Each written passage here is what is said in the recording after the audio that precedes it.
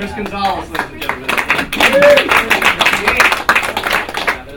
Hi everybody, happy to be here tonight, and taking a pretty simple approach to this actually. I thought I'd give you a little bit of a product manager's perspective on mobile, which is what I do.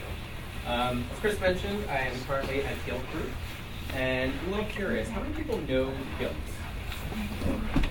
Pretty good. How many people actually shop on Gilt? More of you should shop on Gilt. So Gilt is basically an online luxury lifestyle retailer, founded about 4 years ago, really known for pioneering the flash sales business in the US. The whole idea of the flash sale, very simple. It was born out of something we all probably see on the streets, people waiting in line in the cold just to be able to get into like a J. Crew sample sale. How does that sound? Got it? Very good. Just to get into a J. Crew sample sale. So the site, the mobile app, everything about Gilt is built around this kind of sense of urgency, limited quantities. Our sales go on at noon every single day and are only up on site for maybe 36 hours or so. So it started 4 years ago, women's, quickly rolled out into men's, home, and we're now just starting to get into the full price business as well with Taste, which is a gourmet, artisanal food site, as well as Park and Bond. Mobile, which is where I am, we kind of have run the whole gamut. We have apps on every platform that exists out there. And but the real story here for mobile, especially at Gilt, is that we're seeing upwards of about 20% of our revenue coming from mobile, which is kind of major. Those are the sort of numbers that you see in like Japan or some Asian markets like Korea. And we're seeing tons of growth as well in mobile. But before we get there, we were asked tonight, just to give you a little bit of advice about if you were going to build an app, like why should you build one? At first I thought to tell you, just don't even bother with it. Don't build it. That seemed maybe a little bit cruel, but it really comes down to just don't check off the mobile box. And what I mean by that is don't feel like you have to have an app simply because everybody has an app. Or don't create an app because everybody's doing it essentially. Yes, the numbers are crazy. There's a bit of a gold rush going on now. Chris went through these numbers also. The revenue is out of control right now. 15 billion this year, expected to go up to like 38 billion in 2015. Downloads around 25 billion this year. Blah blah blah. Million apps, whatever. But the flip side to this story, this is a little bit of a Debbie Downer, is this is actually the usage pattern for a single app. So the average app has a shelf life of less than 30 days. Only 20% of users open the app within the first day of downloading it. And you can actually see, after the first month, only about 5% of users actually continue to use that app.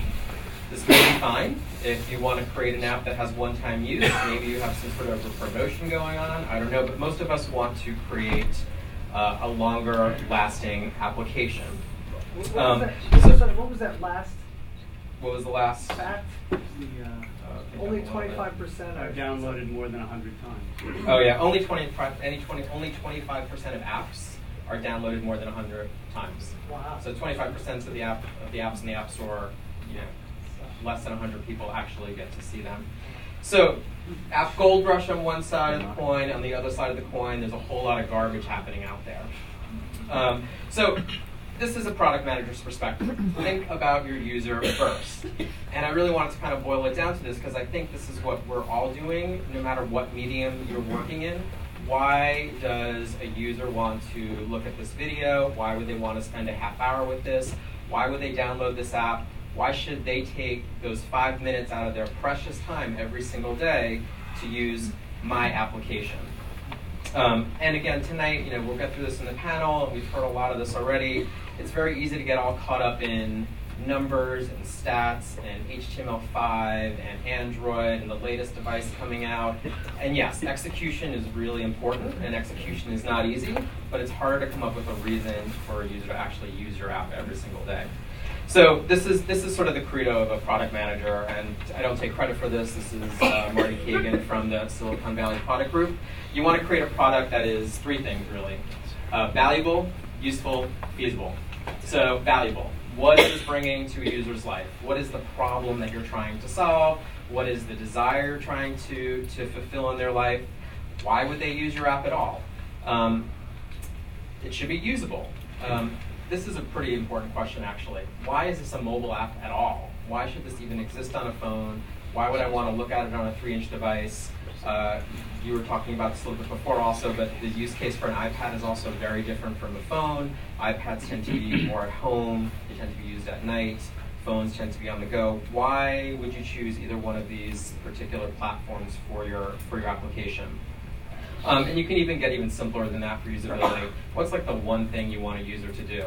And this gets into feasibility also, which is a little bit of like what already exists out in the market. I'm sure you're all doing this already, kind of a competitive analysis. What makes me different? Why am I the one to do this? And what is the simplest thing possible, especially for a phone? I saw you raising your hands for iPhones. You're using it when you're waiting in line at the food emporium, when you're waiting for a friend. You literally have 2 minutes to get in and get out. So you want to be able to make those 2 minutes as usable as possible for your consumer. So I thought I'd show you just quickly the Gilt application and why mobile is working so well for Gilt in general and how we're applying these 3 values. So it's valuable. Again, Gilt has this business model of sales going on sale every single day at 12 o'clock, limited quantities, things sell out very quickly. I may not be at the desktop, I may not have access to it, but I do have my phone on me most likely. We also send a push notification to you every day at 12 o'clock letting you know that the sale is starting. Friendly reminder. In terms of being useful, so we think really hard actually about how do we get users to product as quickly as possible. So this is sort of a mosaic screen. This is the women's store. You tap into a sale, and immediately you're brought to product. It's the first thing you see right away. You also have access on the left side to all of the sales that we're currently running. So it's extremely fast to just be able to pop between the various sales. Little things like when you're on this product listing screen, you don't necessarily have to tap through to the product itself to see the details, but you can actually flip between the product images directly on the screen. You don't necessarily have to go to the product detail and tap to add to cart. You can actually just pick up the photo and drag and drop it into your cart. So little kind of innovative things that make the experience really fast, really useful. I'm not going to be able to do this right now, but you can even like take 3 bring them all down. One more sort of interesting feature. This is the iPhone app. Oh yeah, actually it does project. This is the iPhone app. Big part of our business right now is there's many different stores, cross-shopping, making it as easy as possible for you to get from store to store. It's simply a swipe. We also think about things like, and this is very much, why mobile? Why should a user shop on mobile? This is our Gilt Color product, which finds colors in the environment and matches currently on sale items to that product. So very cool, very simple, has a lot of practical applications, something that you would never be able to replicate online. That's good enough. Look at more. So anyway, just to kind of sum it up, just don't let technology get in the way. Execution is totally important, but the idea, the reason, that's always the most important thing. I don't think that changes from what we do to what you do. Very good.